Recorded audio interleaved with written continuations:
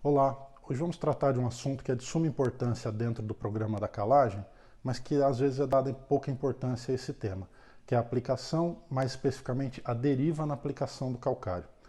No nosso último vídeo falamos sobre o PRNT e o poder residual. Quem quiser dar uma olhada, veja aí no Instagram Embracal ou no Instagram do Calcário Cruzeiro, esse vídeo está postado lá.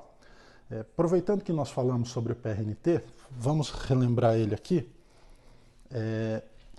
Bom, PRNT, a grosso modo, é o percentual do calcário que reage em 3 meses da aplicação, desde que haja umidade suficiente no solo para deflagrar e startar esse processo.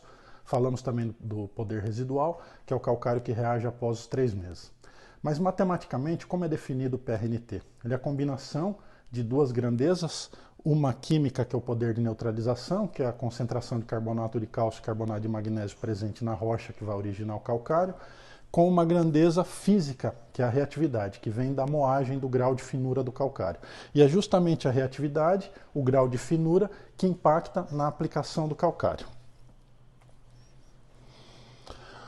Para a gente ter uma ideia de um programa de calagem, vamos ver quais são os principais pontos e como que ele fecha esse programa de calagem. Bom, o programa de calagem começa com uma coleta de amostra no solo, a amostragem de solo, que deve ser bem feita, representativa de toda a área. Em algum momento podemos falar especificamente desse tópico aí, ele vai um vídeo inteiro, mas uma coleta bem feita, representativa, com a divisão da área em glebas homogêneas, com o mesmo tipo de solo, mesma cultura, sofreram os mesmos tratos anteriormente.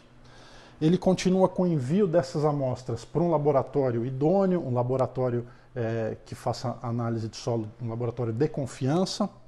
Quando chega esse resultado, esse laudo da análise de solo, vão encaminhar para um profissional, para um agrônomo de confiança, idôneo também, né? E esse profissional vai determinar as doses, e aí eu vou adquirir um produto que eu considere um produto adequado dentro daquilo que foi recomendado. E por fim, como que eu fecho esse programa? Com a aplicação do calcário. A aplicação do calcário, o calcário ele tem que atingir o alvo. Qual que é o alvo do calcário? É o solo. Muitas vezes não há preocupação com isso. A pessoa se preocupa com a coleta, com o envio da amostra para o laboratório, faz uma recomendação bem feita, compra um produto que ela julga que é um produto adequado, né? Como nós já vimos, o PRNT não é sinônimo de qualidade de calcário, mas sim de quantidade de calcário a ser aplicada. E a pessoa vai lá, faz uma aplicação porca, achando que está cumprindo o programa de calagem dela. E não é bem assim. A aplicação ela é essencial. Eu tenho que fazer com que, como eu disse, o calcário atinja o alvo. O alvo é o solo. Então eu tenho que fazer com que o calcário atinja o solo. Qual que é o grande problema quando o calcário ele apresenta uma alta reatividade e ele é muito fino? Ele vai gerar uma deriva. Como a gente pode definir a deriva? Como uma perda de calcário no momento da aplicação, né? Um produto muito fino vai ser levado pelo vento, né? Como eu disse, o programa de calcário ele se encerra com a aplicação do calcário no solo. Quanto maior o PRNT, mais fino o calcário, maior a deriva, consequentemente maior a perda. Então vamos dar uma olhada em algumas imagens aí que caracterizam bem essa perda do calcário na aplicação à deriva. Uma aplicação em que o calcário não está atingindo o alvo, não está atingindo o solo. Eu tenho aqui a linha do mecanismo aplicador do equipamento. O calcário ele não deve estar acima dessa linha do mecanismo aplicador. Mas aqui a gente vê, ó, o calcário forma uma nuvem. Outro tipo de aplicação em que gera uma deriva, ó, você forma uma nuvem de calcário, o calcário vai para cima, vai para o vizinho, vai para qualquer lugar, menos para o solo. Aqui outra coisa, ó, aqui a linha do mecanismo aplicador, o calcário não deveria estar acima dessa linha, mas forma uma nuvem, uma coisa catastrófica. Aqui a mesma coisa, né? Assim por diante. Aí dá para ver também essa nuvem horrorosa aqui atrás, né? Um negócio medonho, e aí também não estamos atingindo o alvo. Olha isso aqui, isso aí é o tipo de aplicação? Não é. Isso aqui, o calcário, no momento de eu encerrar o programa, de eu fechar o programa, eu tenho esse tipo de aplicação horrível. Olha a diferença aqui. Aqui é um mecanismo aplicador de pêndulo, olha aqui o calcário abaixo dele, uma aplicação bem feita. Aqui uma máquina, um equipamento com disco centrífugo, a mesma coisa. Ó. Você não vê calcário praticamente acima do mecanismo distribuidor, só para baixo. Ah, e num caminhão também, um produto um pouco mais grosseiro, eu consigo, ó, aplicar isso aí de uma forma que não forme nuvem, que não dê deriva, né? Aqui a mesma coisa, a mesma situação, não sei se essa foto vai ficar nítida, mas a mesma coisa, né? Ah, mas por caminhão também? Também, ó, uma aplicação bem feita, ó, o mecanismo aplicador, eu tenho o calcário para baixo, vou estar atingindo o solo, vou estar atingindo o meu objetivo. Bom, dois pesquisadores, a Rafaela Rossetto e o Antônio Dias Santiago, publicaram um trabalho falando justamente da deriva. O trabalho está aqui, a fonte está aqui, quem quiser pesquisar esse trabalho na internet é só digitar e achar. E traduzindo esse trabalho aqui, o que a gente extrai dele, né? Então, na observação do trabalho, recomenda-se que a necessidade de calagem seja corrigida com acréscimo de 20%, ou seja, esse adicional se deve sobretudo à deriva na aplicação. Ou seja, para calcários muito finos, eles propõem um fator de correção de 20%, imaginando que 20% do que você está aplicando vai se perder, né? Então eles propõem que você corrija a dose, aumente a dose em 20% para compensar essa perda.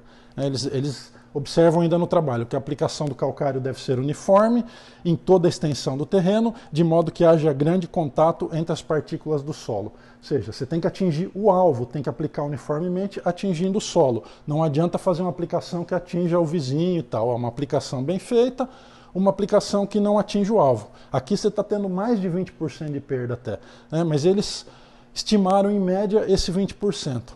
Né? Então, ó, deriva de um calcário fino, ou seja, um calcário de alta reatividade, alto PRNT, que ele gera? Gera uma perda em média de 20% do produto aplicado. E, sem contar que gera uma desuniformidade na aplicação do produto. Não vai cair no solo a dose desejada, né? Não vai atingir o alvo. Né? O que está escrito no trabalho aqui? Mais uma coisa que a gente extrai desse trabalho, um trabalho extremamente importante. A utilização do calcário com PRNT mais baixo, né, além de ter menos deriva, ele poderá indicar que haverá um poder residual de neutralização da acidez, ou seja, aquilo que nós falamos exatamente no vídeo passado, né, o poder residual, o calcário que vai reagir depois, vai fazer com que a calagem se prolongue mais, que você demore mais tempo para fazer uma nova calagem. Né? Então aqui, ó, poder residual de neutralização da acidez, que ocorrerá mais lentamente, podendo ser vantajoso para a cana-de-açúcar. Eles falaram da cana porque o trabalho ali envolvia cana-de-açúcar, né? Então, mais uma observação que está no trabalho. A venda de corretivos é baseada no peso do material, sem levar em consideração o seu poder de neutralização. Ou seja, se dá muita importância ao PRNT na hora de calcular a dose, sendo que se deveria dar maior importância ao PN do calcário, a concentração de carbonato, de cálcio e magnésio que ele apresenta, e não a moagem em si, o grau de finura em si, né? Deste modo, deve-se avaliar o custo da tonelada efetiva dos produtos, levando em conta o PN do calcário, não o PRNT, como é feito hoje em dia.